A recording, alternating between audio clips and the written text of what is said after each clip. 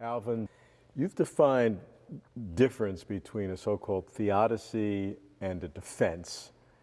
How do you differentiate? Well, when we're thinking about an argument against God's existence from evil, the question might be, why does God permit evil? A theodicy would be an attempt to answer that question and say, well, here's why God permits it for the following reasons. Whereas a defense could be offered by somebody who says, I don't know what God's reasons are. Maybe his reasons are totally beyond us. But at least I can show you that there isn't any contradiction between the existence of evil on the one hand and God's being holy, good, and omniscient and omnipotent on the other hand. So how do you approach it? I've always thought it was really hard for us to say what God's reasons would actually be. And if you look at lots of the things that happens, a lot of the things, the Holocaust, for example, what could his reason be? One just doesn't know what the reason is there. So I've instead offered a defense, the free will defense with respect to the problem of evil. And the basic idea is to show, contrary to what some people say, that there's no contradiction in asserting both that God exists and is omnipotent, omniscient, and wholly good, and that there is such a thing as evil.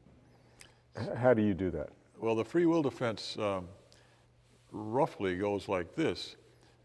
God is omnipotent, but that doesn't mean that he can bring about just every possible state of affairs.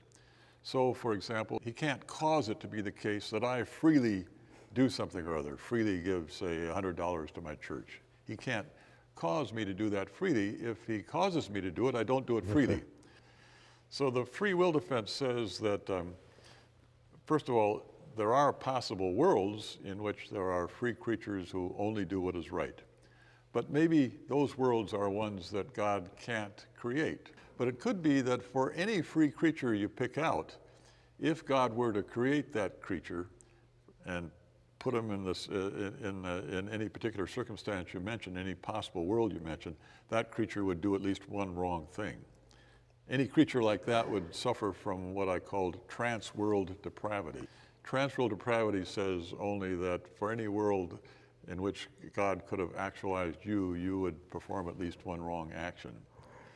And that, therefore, God could not create a possible world in which there was no evil. Therefore, he could not create a possible world in which there were free creatures but no evil. Any world he created that had free creatures in it would contain some evil. And maybe that was a good exchange. Maybe the price was right, you might say, from God's point of view.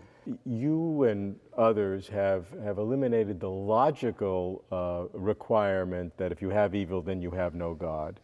But you've not dealt with the magnitude and the enormity. So probabilistically, there's probably no God, even though logically you cannot exclude the possibility. That's certainly, that's the way things have gone. But now the suggestion is right, that the existence of all this evil just makes it vastly unlikely, extremely unlikely that there is such a person as God. Well, I think believers in God have to admit we don't know why God permits those in any detail at least.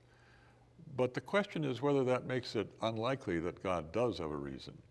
I mean, suppose God does have a reason. Is it likely that I would know? Would you and I be the first person he'd tell? Maybe his reasons are totally beyond our ken. Maybe we just don't know enough about what his circumstances are like to have any grasp of what his reasons might be.